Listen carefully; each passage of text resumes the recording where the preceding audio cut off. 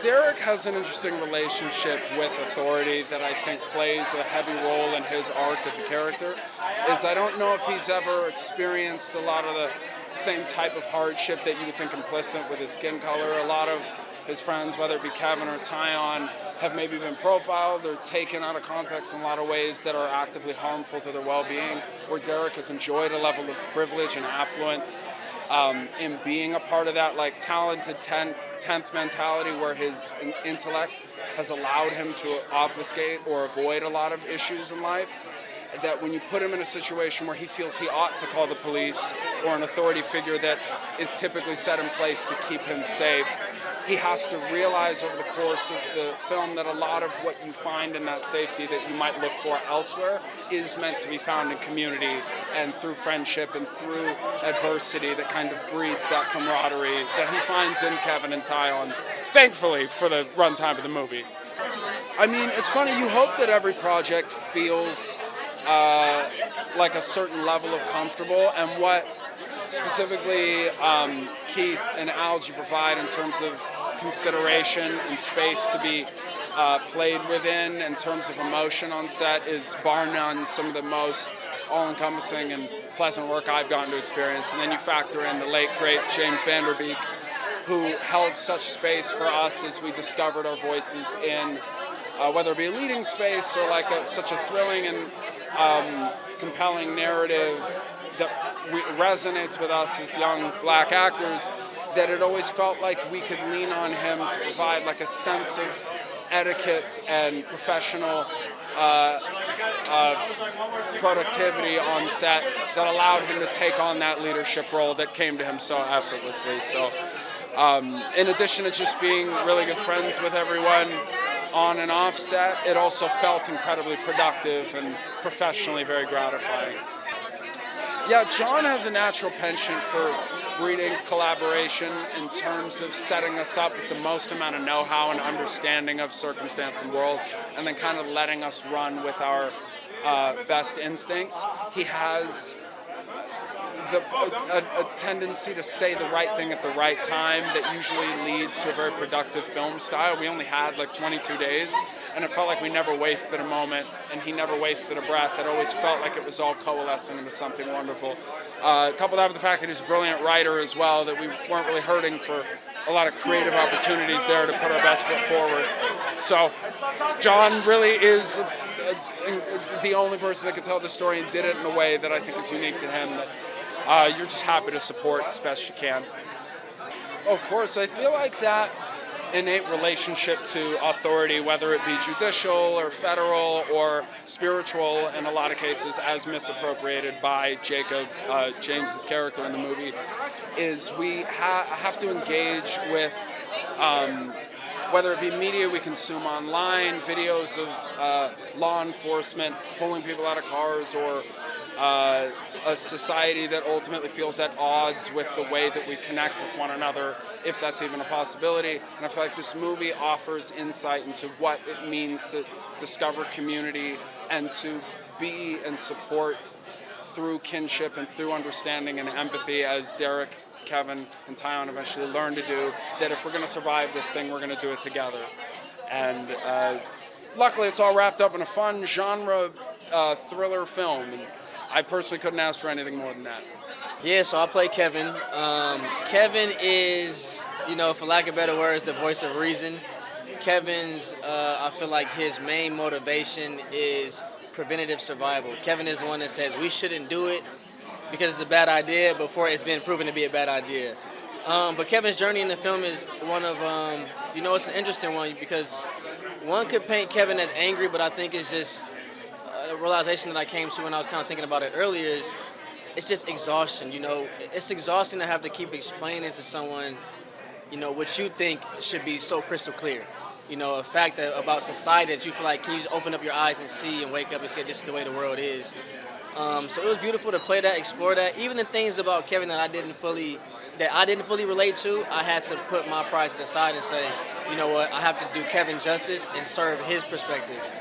Which may not always be the right perspective, but y'all can be the judge of that when y'all see the film, though. Yeah, so myself and Keith, we've been friends for a while. We did a movie called New Edition Story back in like 2016. So our friendship and camaraderie it just carried over into this set. This is my first time meeting Mason on this film, but it felt like we just knew each other for years. Him, myself, and Keith. As soon as we got to Tulsa, where we were filming that, we started going to festivals. We started going to museums together, like different restaurants, just to build that bond and chemistry even further. So by the time we got on set, it was just like we didn't have to really work for it. You know what I'm saying? Yeah, John is so amazing, man. To just have the ability to write from three different black perspectives and to make them all make you feel like, wow, I feel like that they all could be right. You know, these are three different points of views, but they all correlate so well. I think John did a great job at that. I think he did a great job at also putting the message in a way so where it doesn't feel forced, but you will walk away from the film with some questions like, you know what, wow, that was kind of deep. I got that point. So John is great. As a writer and our director, he led the ship in a great way. I think us as a society has to look at ourselves and look at the preconceived notions that we put on other groups of people. That's what we go through in the film. We get trapped into this neighborhood, we witness something happen, and these certain groups of people look at us like, oh, we think they did it because they're this certain group of people. That's a preconceived notion where you don't even have a fact. And so I think that if we can start to just open up our minds a little bit as a society and kind of say, okay, let me understand the facts, or let me just get to know the person before I judge off of what I just think to be true. So I think that's the message that they can kind of walk away with.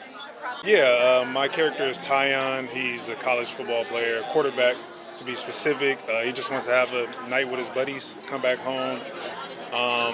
And he has dealt with some problems back home, a little issue he got into that put his scholarship in jeopardy.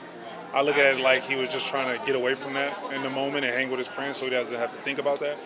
But when they get thrown into this whirlwind of a night, and like questions come up about just his maturity and what he needs to work on as a person in the midst of also running away from this guy who he just witnessed murder somebody and try to survive. So yeah.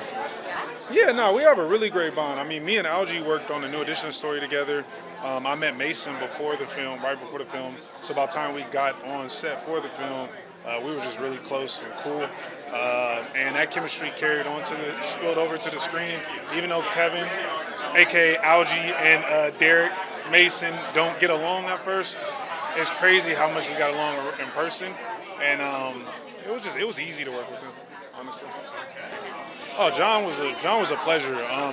He was just really locked in, you know what I'm saying? And you know, it was some urgency, but not in a bad way. We just wanted to, we wanted to knock it out, and we shot it in a very unique way, all night shoots the whole time, 30 days straight. So that was tough, you know what I'm saying? And having to make sure you make the time every day, and then make sure your actors have the energy to show up to set is a lot.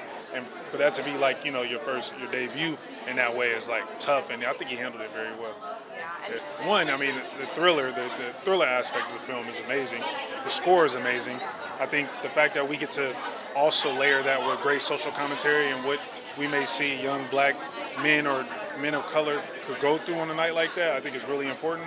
And I think that seeing it on the big screen really just engulfs you into the story, and you're just on the edge of your seat the whole time. And I'm just happy that we get to witness it on the big screen, just like I think most films need to be seen on the big screen for the first time. So the fact that, we're able to do this is amazing, and I think that people will take home not only being entertained, but just a really great message. So.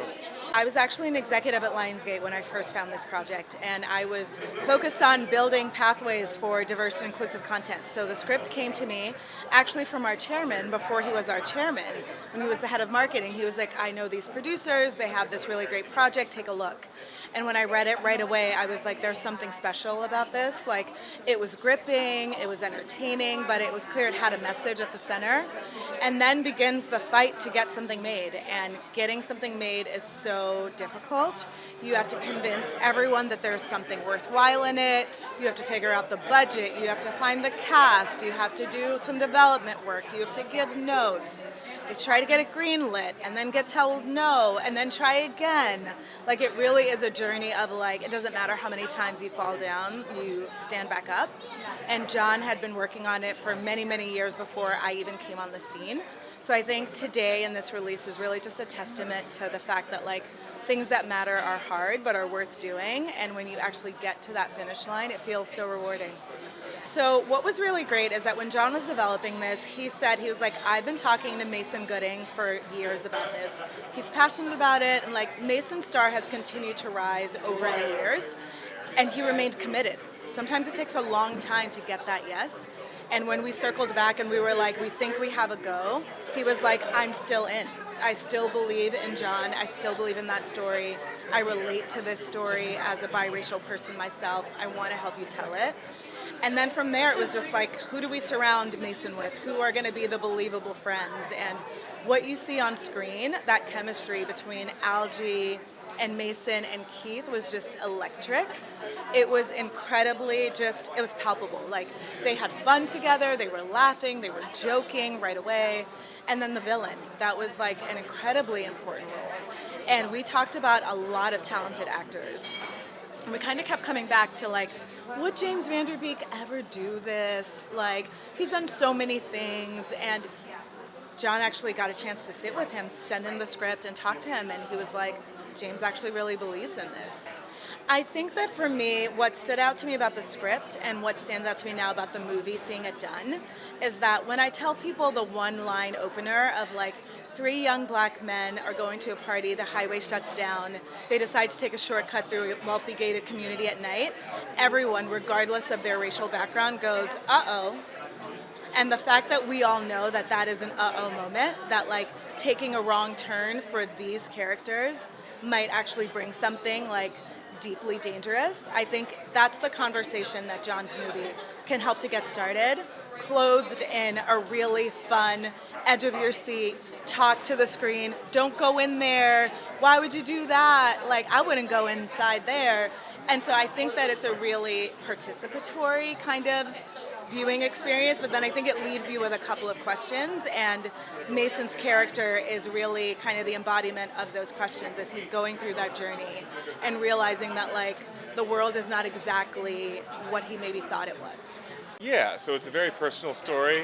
It's about my journey as a kid, and it's about based on some people that I knew also, and it's really a fusion of these ideas that I held close and dear to myself, and the horror and thriller genre that I've always worked in and I've always adored. So during COVID, I finally was able to sit down and focus on sort of like combining the lessons that I wanted to teach and finding a nice sort of genre package so we could take people on a nice fun thrill ride and entertain them, and in the end have them talking about some of the lessons that were learned along the way. I'm so delighted to have worked with the 3 leads that we have in this film. Mason was the first one to come on board. He's been with us from the start. He's been a great champion for the film. I was very fortunate to catch him. He was a rising star, and he was the guy that I had in mind for the Derek character. And so with his advocacy, we were able to get the other 2 guys, Algee Smith and Keith Powers, who the chemistry of these 3 guys was just like off the wall from the beginning. It was incredible. And getting them together really felt like a blessing, and it really set the foundation for the film. These 3 guys had very different backgrounds and were all sort of well established in their own ways, and to put them together and see how they played off of each other and sort of exploited their differences and sort of like found common ground was really exciting to see. It feels both timely and unfortunately timeless, some of the lessons that need to be learned in this film. To give you an idea about it, I wrote it in 2020 before the George Floyd tape became public, and it is being released today, and the conversation has changed, but some of the deeper themes are still relevant. But it does explore the nuances of growing up as a black man in a certain community, and the different perceptions that you can have, the different experiences that you have, and how that shapes your outlook on the world, and how in a moment of crisis all of that can be put to the test and changed.